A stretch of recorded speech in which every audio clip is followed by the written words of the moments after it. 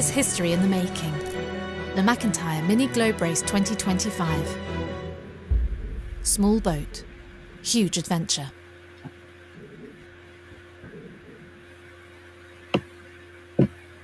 Well, g'day. I decided to come up and do a very quick, simple tracker update in ETA for Josh and Gary. Weather's rubbish here at the moment. It's quite surprising. I've not seen it like here since we've been here, which is a month or so now. It's raining, it's very windy, it's completely grey, and you probably saw the start grab there. Josh is in the brown, and so's Gary. So I hope they're filming. It's probably blowing quite a bit out there at the moment, but we'll talk about that shortly. And we are super busy, and I've really got the guilt about our press release. This is the challenge that we always have. Usually I'm very much on the ball with this, and we have a regular schedule going out, and this is a classic case where I thought, I won't do it at the beginning, I'll just delay it. And now it's gone 2 weeks later than I even thought, but hopefully today I might get through it.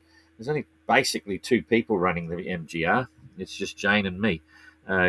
Graham, of course, is doing the weekly updates for us, which is fantastic, and taking the calls. That's a big help, and we've got some other volunteers that jump in every.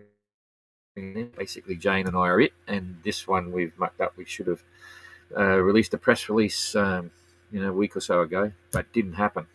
Never mind. We'll tell the story later. There's a lot going on here, coordinating all the entrants and all the things that got to happen before some of them take off. Dan's already gone. He's back in Australia.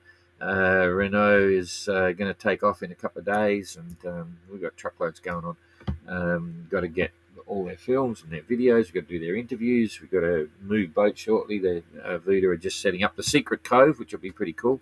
There's a lot going on right now. Although I've got to admit, I'm probably feeling guilty because we had a 3-hour lunch with Ayrton. I think it was about 3 hours yesterday, which was a lot of fun. It was an impromptu one. We were putting up some posters for the film. We're going to run the screening of the Golden Globe Race 2018 documentary movie, call it what you like, which is called The Voyage of Madman. It's a classic film.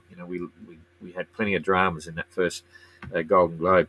We haven't released it yet officially anywhere in the world because no one wanted to buy it. We've got an agent who's trying to sell it, but we'll see. You can hire it or buy it, but we're putting on only the third ever public screening in the marina here on Thursday night after the Ocean Film Festival screenings.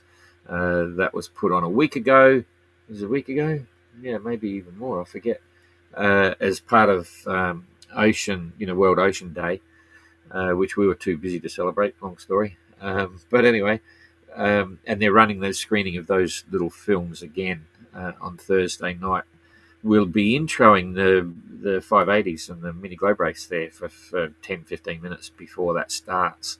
They've asked us if we can do that, which we're happy to do. And then at the end of that, when it all finishes, which will be, probably 8:30, 8:45 or something, short break. And then those that want to stick around can actually see the film, which is a bit of an epic. And they've got they're setting up just for that night, a serious screen, high definition, great sound system. So let's hope the weather's good and everyone has a good time. It was about 300, or maybe 200 or 300 people there over by the restaurant, the Boat Shed restaurant, a week or so ago when they ran it before. So it's could be a bit of fun. Anyway, let's get straight into it. This is just meant to be a quick one. So you've got a few people there. So I'll go straight to the tracker there. You're on the tracker. And now I'm getting on the tracker, so it looks like dirty weather. It's that meant to be goldy colour, which means it's blowing quite a bit, and even the sea. I'm expecting that to be all purple. Let's have a look here. Yep, all purple. So I'll open that up a bit. We're on day 120 since the start at the National Sailing Academy in Antigua. So plenty of waves there and plenty of wind. And we'd expect to hear some stories. If you're watching this, Gary, I don't know whether you will, stick your head outside and film something. But I'm sure you're in. Interesting watching the course here. They're diverting around a reef. You don't see it here. You just see the land masses, but there is a big reef that sticks out here. So this little leg for Josh coming from, running dead downwind, he's had to harden up to clear that reef and get around. I'll show you that in a minute on a different view. See what happens. But that means he's brought the sea a little bit further on the port beam, so it might have got very wet there, and he would have been happy to bear away and get heading towards the pass, the entrance up there. So let's just scan back. I just want to see if the boys have left Tahiti yet, just to make sure. I haven't had a message. I saw John was out there having some fun in the surf. Nope, they're still sitting there, so that's fine. We can just concentrate on this and do an ETA. I'll follow the weather through. So let's just look at the likely weather. You can see where they're going. They've got through the outer islands here, down in the Lao group, and now they've just got to get their last legs through. So right at the moment, Gary's doing 4 knots, taking it steady for sure. I don't know whether he'll be able to bear pulse. He'll just have a little bit of sail out, I reckon.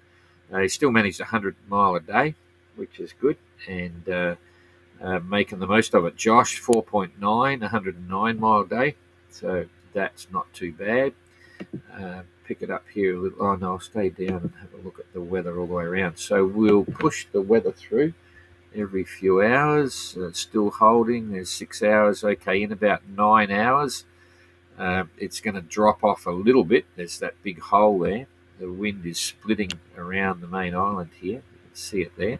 So then in 9 hours, Josh has got 73 miles to the finish. He's doing 5 knots, so it's 50 miles. He'll be well and truly up the top here, ready to go in. I'll paste it out in a minute. And so Gary will still be in this for, that's 9 hours, there's 12 hours, and it comes back again. So it's just a slight lull. Then during the night, Gary's still going to have plenty of breeze to get through. There's a big wind shadow in the lagoon for both of them, but that won't mean anything. They just get calm water. Though I'm quite certain they'll have breeze to sail. And Gary's got truckloads of breeze as well. So no issues there.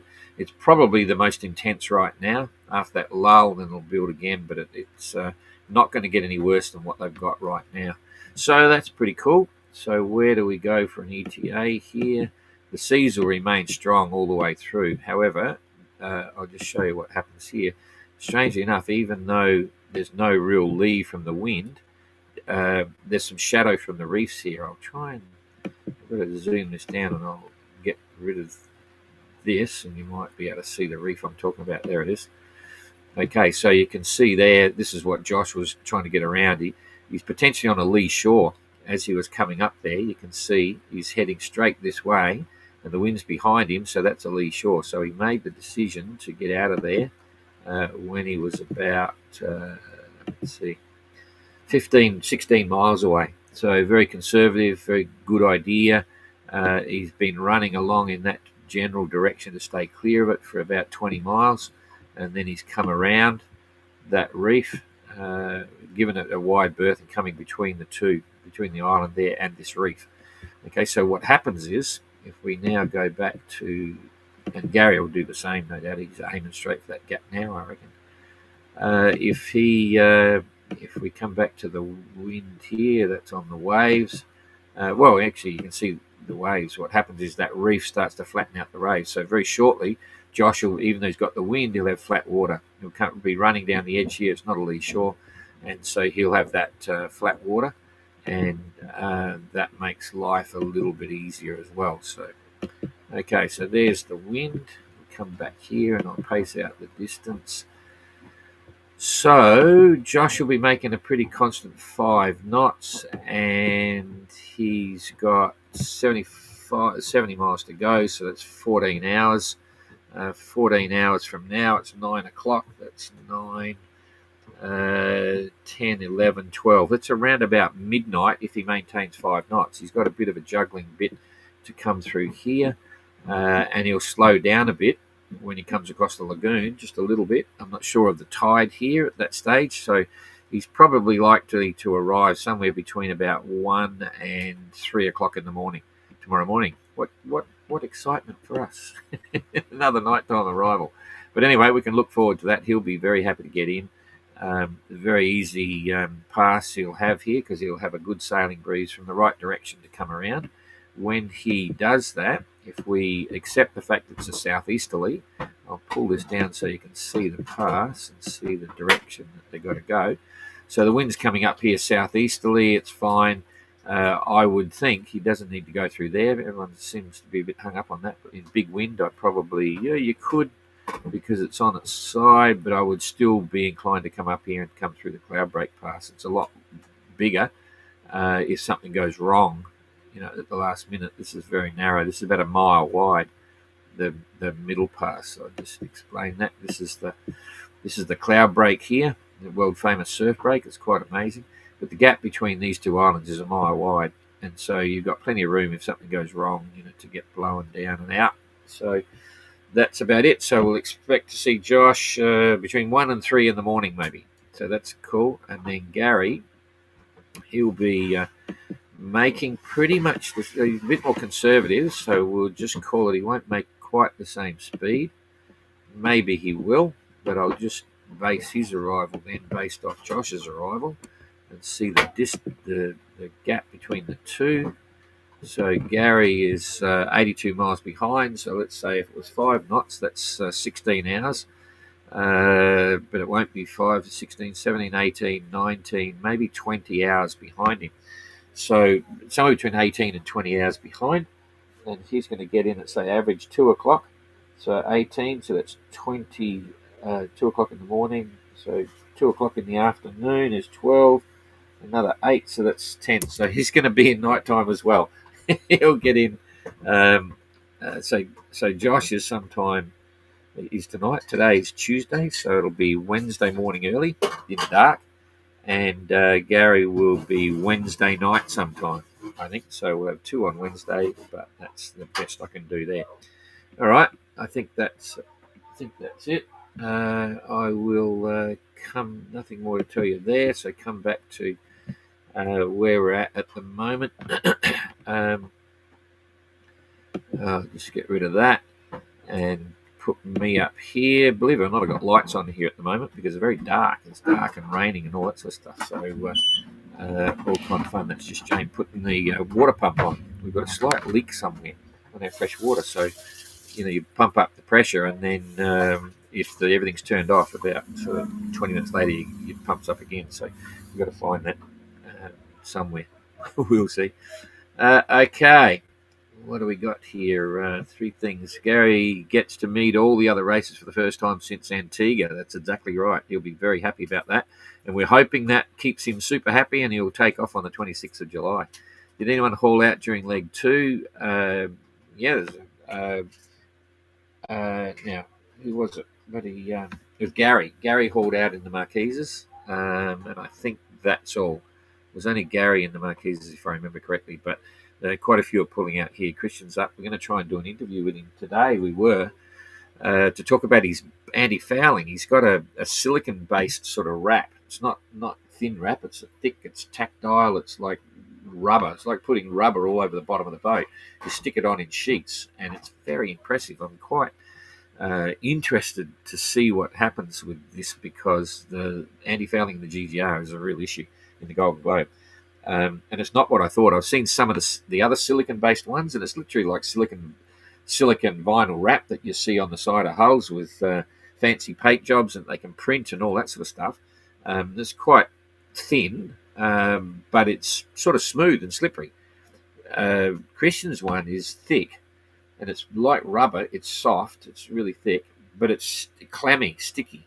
It's like as if it's I don't know, that goo you used to get. Anyway, and it seems to be working pretty well. So we're going to do a quick interview on that just to show you what he's doing and how it's happening, and we'll put it up sometime. It won't be live, but we'll do something there. Jonathan, you created something very special here. We love it too. Don't get me wrong, we're not complaining. It's good fun. So because technically I retired in 2000. That's 25 years ago. That's pretty cool. Yeah, I retired 25 years ago.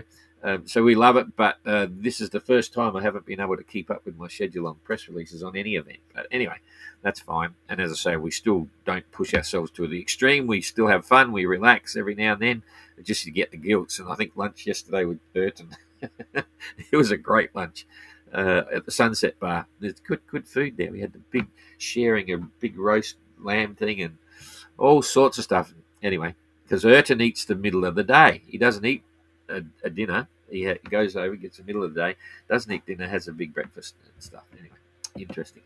Okay. The night. Yeah, Warren, tough having nighttime. Well, we just play it up a bit. It's all good fun. In fact, I think I've said it before. The pictures you get at nighttime, if the lighting's right, it's not too rough. They actually add a different emotion to it. Daytime pictures of beautiful sun is also good, but I never complain about the images you get. And what'll happen tonight, though, it'll be up to customs and stuff because they review every situation, arrival. But with this weather, I'd be surprised if they ask the skippers to hang on to the buoy out the front. It's quite rough out there at the moment. So I would imagine, but let's wait and see, that we'll probably get approval to bring Josh into the central pool and pick up the centre buoy, isolated buoy in the middle of the western marina here, which means that we don't have to go out in the rib, which is cool because it's only a little boat, but it's a good boat. I'm very happy to have it. But anyway, g'day Christine. Shannon, oh man, Shannon came on late. I'll have to watch later. Yeah, it's cool. He's moving. I haven't heard anything, but I hope he's filming. We want to see things that people are not hear about, not talk about. In fact, what was it yesterday? I nearly shared it. It was Jeepers. Anyway, we've got. Oh crikey! So I'm going crazy here. I've forgotten her name already. Jane. What's our other lady entrant in the GGR that just put the film up yesterday? Oh, I've gone completely blank. We got two women entrants in the GGR. One's Mara, and what's the other one, Jane? Oh, she's forgotten. This is bad. Anyway, on the GGR, I just shared one of her films. She's a filmmaker. I really like her. She's doing amazing things, sailing across the Pacific at the moment, and she did a film. Olivia, that's right, God. So Olivia, she's a young lady doing the Golden Globe race. She's a filmmaker, a solo sailor. She's sailing across the Pacific solo for a few years, doing films. Not just she's a filmmaker in her own right. She does films not just about her and sailing her boat, but she does it about different cultures in the Pacific and different parts of the world. She's studied. She's a professional filmmaker, you might say. Anyway, but she therefore films herself, and she's way behind on releasing her videos onto her YouTube channel because she's so busy getting ready for the Golden Globe. So she was only just released yesterday her leg from Papeete to Fiji, but that was last year. And she'd already entered the Golden Globe at that stage and what she was doing. So she got to Fiji. She then sailed up to Thailand to start to do a big refit on her boat for the Golden Globe, and which she's now finished. So she's now left Thailand, and she's on her way heading across over the top of Australia and doing that whole leg. And she will actually be in Cape Town in December. She's sailing solo, and then so we'll see her. We'll get to catch up. I'm sure we'll do something here. We'll interview her and stuff. And then she'll sail from Cape Town back up to Les Sables d'Olonne, getting ready for the Golden Globe, and then do another secondary, smaller refit. Anyway, she released her film yesterday, and I felt like sharing it here to show the Golden Globe, to show the Mini Globe sailors, the entrants, what she's doing, because she doesn't just sit in front of the camera and talk about what's happening. She's always filming stuff that she's doing, and then when she's talking, she's showing all the vision. That's the difference. It's really great for the viewer and great for people and great for the entrant if they can film what's happening. Just grab it anyway. Camera shake, doesn't matter. Because people like to see what's going on rather than just hear the monologue. Oh, last night we did this, that, and the other, and that'll happen. If you can show it, it's really good. So I still may do that. I may just share her. A pretty cool film. I really like her. She's got a unique style. She's got this prism on her cabin top which puts rainbows all through the boat. So when the sun's shining, the boat's like a hippie palace, But she's really cool. Got a style all of her own. She uses cool music on her films, And she's ain't got a huge subscribers. She's got about 8,500 or something. So I may, just for the hell of it, I may share it onto 580 and say, hey guys and girls, MGR, look at this. This is what you want to try and do. Anyway, so Olivia's cool, and huge challenge ahead for her with the GGR. I digress. Anyway, we're out of here. Gary loves breakfast. Hopefully you can get good ones in Fiji. You can get excellent breakfast here. I regularly go over there. Well, when I'm there, when the entrants are turning up, we're getting Eggs Benedict every morning, but they do everything. So it's plenty going on here in Vuda Marina. If you ever get a chance to come, see you there. Okay, we're out of here. Thanks, everybody, and we may not see you tomorrow. I'm not sure. It's getting to an end now, but we'll see. Okay, au revoir. There's history in the making. The McIntyre Mini Globe Race 2025. Small boat, huge adventure.